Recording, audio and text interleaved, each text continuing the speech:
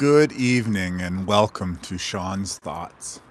With Sean, that's me, with a W. How are you doing this evening? I thought I'd just pop on and perhaps talk about something.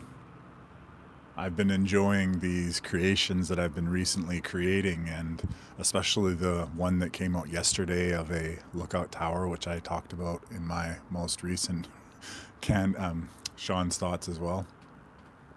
Actually, I've been going back and watching some of the older videos and truly appreciating the eye that I had at the time of taking it, like finding different small parts that I didn't perhaps recognize, like flies and different aspects of the sun and all these little globes, all these little orbs that following around from the changes of the front lens, for instance, or perhaps they are the camera itself revealing something that's, fluttering around in the frame. Anyways, I've been really enjoying my own creations, and I think that, or I've come to the realization that perhaps that's what a lot of this is.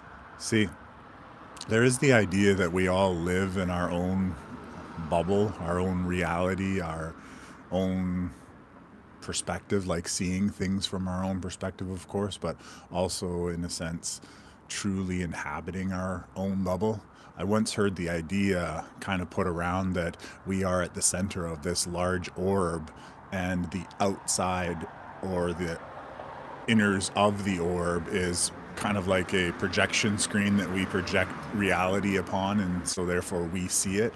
And although there is an organic reality, it's more of that our own personal, call it a matrix, is that light bubble, and that we're seeing things the way that we perceive them to be, like that we have either been programmed to see them at, or our reality is being manipulated right in the moment. Nonetheless, the idea is that we are this big ball of light, and we are receiving as well as transmitting both in the same time, and that's what we see as our own reality. So really, well, that idea really does help me understand how help can't come from anywhere, with the exception from within, from ourselves, if we are all in our own reality. And not to say that the people around us aren't real, but that they are in their own realities too. And when we come to a certain proximity with one another, a simple closeness factor or whatever, that we are able to essentially interact. And yet, when we're separated through that distance and time and whatever, that we don't have that sometimes perhaps that we're not even in one, like, resonance or alignment or in each other's own reality. We've always had this idea, there's perception that there is one planet, and in this one planet we're all living and doing our parts, and yet there are others who do things differently from that. And I like to, as I mentioned several times, I like to ponder all these different possibilities of how reality is. And part of this reason is so that when the truth of our reality does unfold, or is disclosed, or is discovered and revealed, however you would choose to come upon it, that it'll be a little easier to accept those parts of our reality that perhaps don't completely align with what we thought things had to be based on our past programming. And so spending that time for me in the world of possibilities is an exciting place to be. Because quite honestly, the way the world is right now, it's pretty rigid and hard. And yet the interesting thing about all of that is that when I look out into my world, it seems that things are still kosher, that things are still going and flowing. Like, I actually drove by today some new projects of construction, like building new houses, developments. Yeah, that's the word I'm looking for. I came across new housing developments, and I'm thinking to myself, like, how can this be? How can people be breaking ground on new housing developments when in the news I'm reading that there's 24 to 35,000 empty homes across Canada that have been recently built?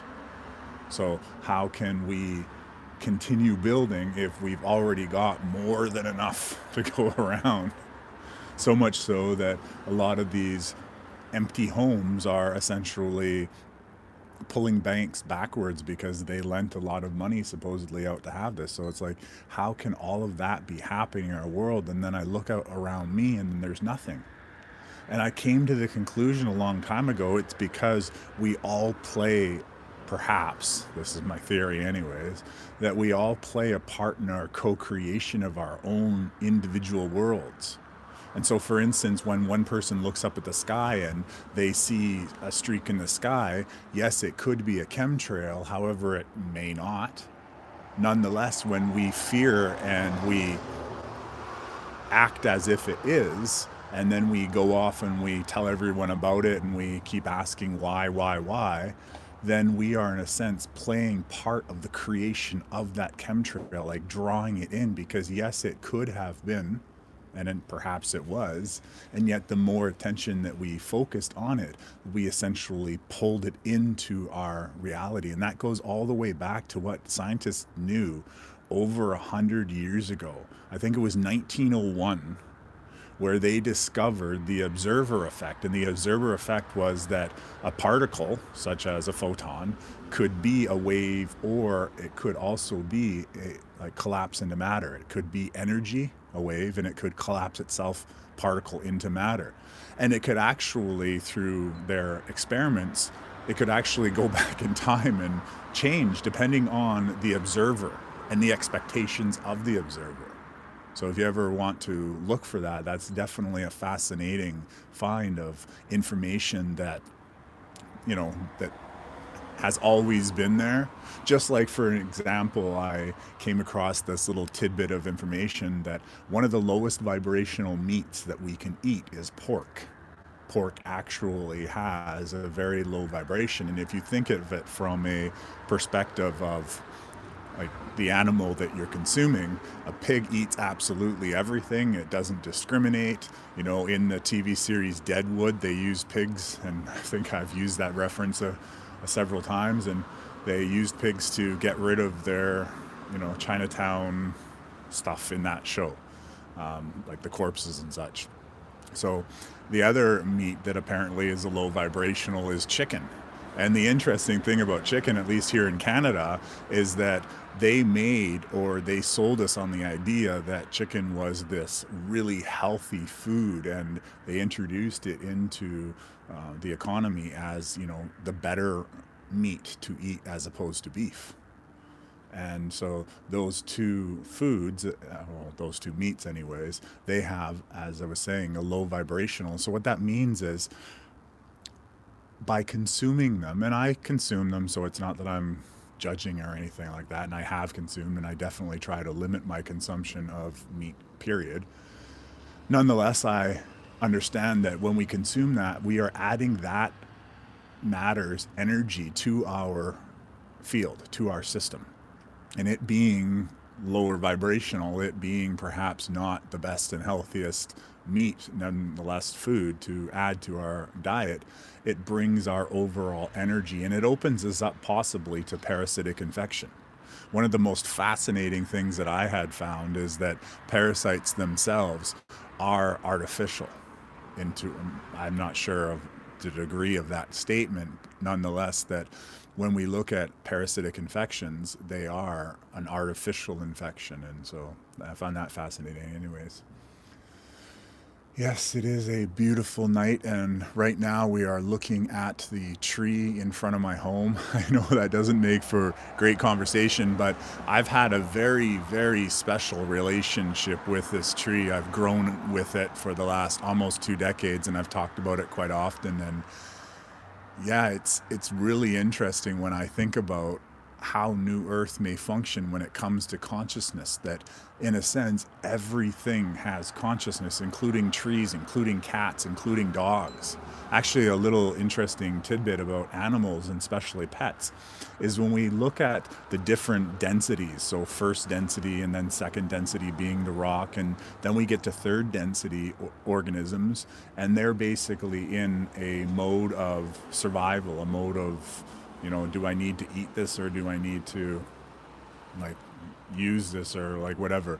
And anyways, so one of the things that truly show that our pets have consciousness is that when they spend more time around us, that of course we have consciousness, that relationship starts to strengthen between owners and animals. I've myself seen that in many times with my pets, that as time went by, and what I've come to understand is that, energy wants to pull up. Like, you want to, density wise, we want to pull up. And when we're around our animals and we associate them and we treat them with respect and love and compassion and all that stuff, we actually pull their consciousness up. We lift everything around us. And so our pets are one of those things, and as well plants, that we are pulling the consciousness of these organisms up. There was actually this one book that I think it was called The Life of a Plant or something like that. It showed fantastic research of how that plants do have consciousness, like they do exhibit fear and they do have different responses. It shows that the world around us is considerably more aware than we give it credit for. That when we are, walking through our lives, and even, you never know, like the sidewalks, the blades of grass, like I'm not really sure how far this idea goes, but there is a lot more consciousness out there, and there's definitely a lot more life than we can even see.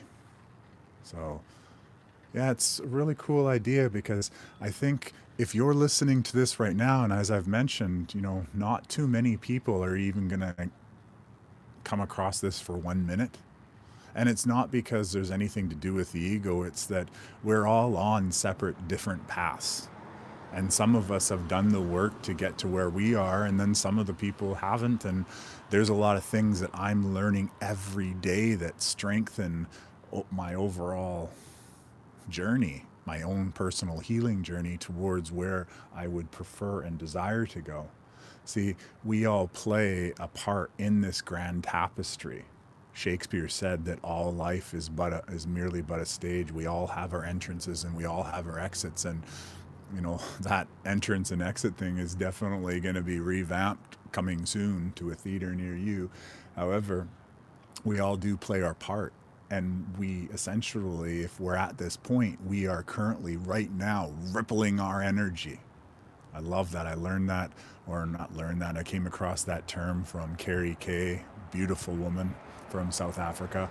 Anyways, we are rippling, like we are that lighthouse. We are that light, and we're shining. And of course, as I'd mentioned in last night's talk, like a lighthouse, it's where we put our attention. It's where we move that stream of light, and where we focus it is what truly does manifest into reality. Drawing us all the way back to the beginning of the talk, when I said that we do create, we co-create, and there's so many different aspects that we co-create with. Yet the most important is, in my opinion, where we place our attention. So even in those traumatic or dramatic, or however it is that drama meets you in those states, even from there, we can definitely alter our life going forward, depending on how we work with the situation. If we see the situation, all these obstacles coming at us, as negative and why me type of victimhoods, then they're essentially going to encapsulate you or take you over a little more, versus if we look them as opportunities, grand opportunities to strengthen ourselves a little bit more. That every time we get knocked down, we get back up and we're back and stronger, then we can only become stronger. There's that old saying, that which doesn't kill me only makes me stronger. And that is totally, totally true. The interesting thing about, the actual saying is that, in my belief, our souls are immortal, and that we are here living a physical experience, but we ourselves are spiritual beings at the core of who we are. And that's a big reason why, in order to get this matrix to work, is they had to disconnect us from our own true nature, or at least our belief in our true nature, and put a person and a church and a book in between us and who we're actually truly connected to. And of course, that connection is to Source, the source of all things. Makes it a lot more easier to, and for me anyways, to see it as that, is that it's the source of all things. God is the source of all things. From everything that we see, we are, we experience, it's all from the source of God. And of course, I'm talking about, or I'm referring to, creation overall, not necessarily this artificial world that we live in, because that's how I understand that the Matrix was created, is they took an organic universe, corrupted it, stepped away, they fell from God, the fallen angels and such. And when they fell from God, and that's a long list of names, but when they fell from God, that they disconnected their ability to create, that we have and will again have a direct source of energy, or we'll say it essence and Ethereum and all these other lovely words that I'm just starting to learn about, but that I'll share with you in the future.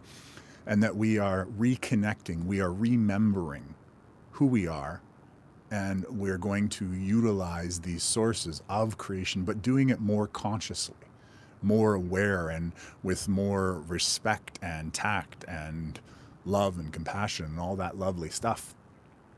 I wrote this movie script, and I've talked about it a few times, and in the movie script, humans have gotten so powerful, and their ability to create had become so powerful that unknowingly they were damaging our planet, and they were bringing us to a state where the lower vibration, which was or had consumed the entire planet, was quite strong, and people unknowingly would use their powers. And little did I know that in a sense that is what they've tried to utilize in order to get us to essentially come to that end, that matrix and that choice. Like in the movie, would they reset, or would they battle it out? And we and there's many of us have come to battle and win, because in my opinion, God already won. God already got to the end, and we're essentially just going through a cleanup. And yet there's tons of people all over this world, and people I use loosely, but there's tons of beings all over this world who are still acting as if the fight's ongoing. Kind of like what happened in the smaller islands after World War II with Japan, and some of those soldiers just kept on fighting, even though the Emperor of Japan had already declared that Japan had surrendered. And so it might be a good way to look at that in when we see things, and yet, I still feel the effects on me every day of what's actually ongoing, the energies and the chaos and the confusion. And yet, like I said, oftentimes when I break away and when I slow down through the meditation of all of the meditation stuff that I make, I'm able to see a lot more beauty. So there's almost as if two different worlds are essentially happening at the same time. And Bashar had once mentioned that, and Bashar is a channeler. His channelee or whatever is Daryl, and he had talked about coming to a time when two different realities would essentially be occurring one on top of each other, and that the one that is the chaos version of a timeline, that wouldn't necessarily affect people who were or had already chosen the higher timeline, and yet we could essentially observe from our perch of our timeline. Not to, like I said, push ego or anything. Some people are ready for change, and other people, they don't want change.